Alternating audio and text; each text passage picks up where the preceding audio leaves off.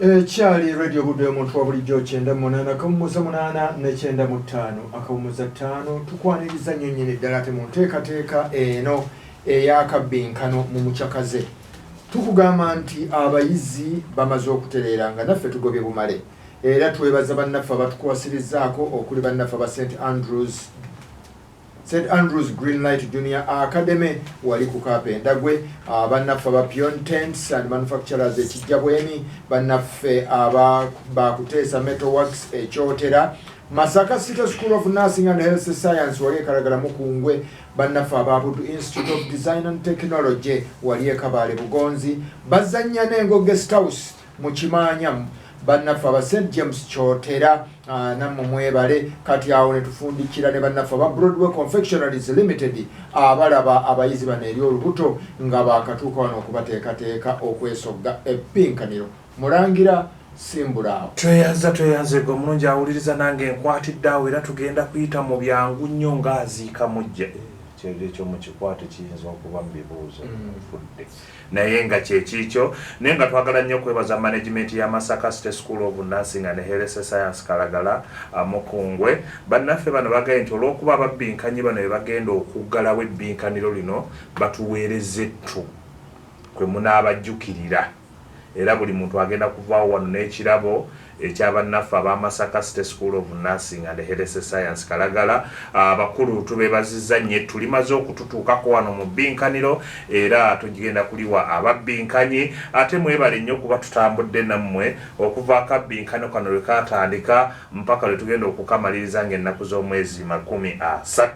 Ntandise ne mukulu ani Semuddu Eric oviiriddewa Bbwala mu Masaka City. Tuli ku lubbinkana olusembayo era oli wa mukisa nnyo okuba nti gwe omu ku baggadde w'ebbinkaniro lino. Ono agambye nti Semuddu Eric nkwagaliza buwanguzi enuwayira Sempa Ahmed Sini eyokuna ye presenter to be ne bano ba presenter to be Muyingo Ronald Ashakimana Isaiah bakwagaliza bwa bagenda kupulizentingira ku radio kikuba naffe tetuseguka eno nga tetuvaawo kale. Nze Sumini Erike katono oyinza omunja mu ntebe mulaba mwalangaze ng'eyakasibira embaale kale naye nga Eric kiyinza okubaamu. Nze Sumini Eric nkwagaliza buwanguzi.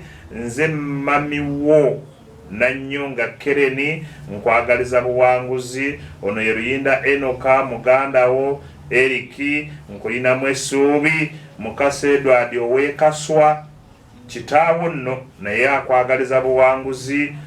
Madam Anet wamu ne maama Oli Elvis tukwagaliza buwanguzi.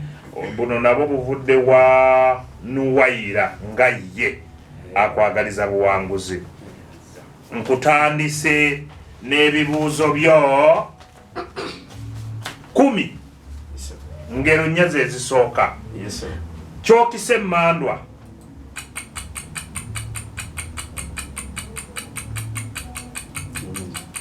Wakayima mbajjukiza akasaale timukeerabira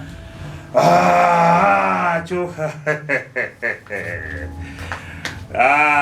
naye olugero olukandudde ndukubuuze mu butuufu bwalwo kubanga kiri ate kyenkuwadde kyekibadde kirina okuluddamu. Okiwulira kyoyagala tekijja gy'oli.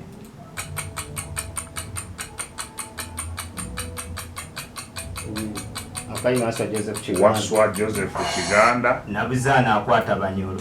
Nabuzaana akwata Banyoro mu Wakabonero. Tugenze ku lugero wamma olw'okubiri. Omwenge mabino atannakunywako tabinuka. Atannakunywako tabinuka. Kyotute bakuwa obubonero busatu. Ekyokusatu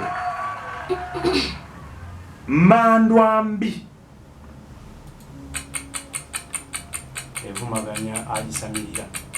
evumaganya agisamirira muwe busatu. Tugenze ku kibuuzo ekyokuna tuwe enjawulo wakati wa bino enkoko ey'ekitulazi n'enkoko enseera.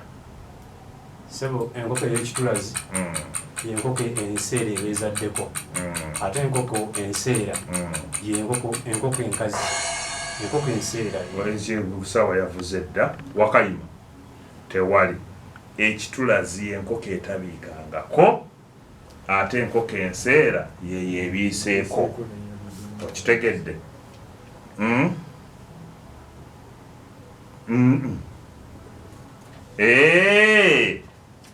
Wamma okyayinayo wali olugero lwo olulala luno mbadde nduleseeyo waggulu weeyazeeyaze. Waswa akubbya woosula.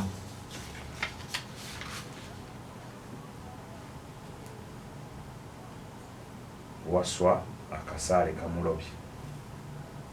Kuba olugero ne bw'oba oguddemu ennyukuta egi agambye woosula kiri mwosula. Woosula wayinza okuba ku lubalaza, waswa amaze okwekuba akasaale. Kale tugenze wamma ku kibuuzo kyo eky'omukaaga. Okuggula oluggi omwogo kitegeeza ki? Kuluggulawo katono sebo. Kuluggulawo mpolampola.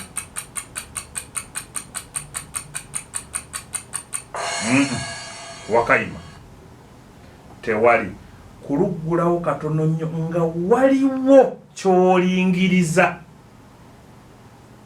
Kubanga tosobola kuggula oluggi okuluggulawo akatono ennyo, wateekwa okubaawo nga waliwo ky'olingiriza oba ky'oyagala ki. Oyinza okwagala akawewo akatono kayingire kati kyembadde njagala onnyonnyole tebakuwa. Omuteetera guno nabagamba tubeera bakambwe.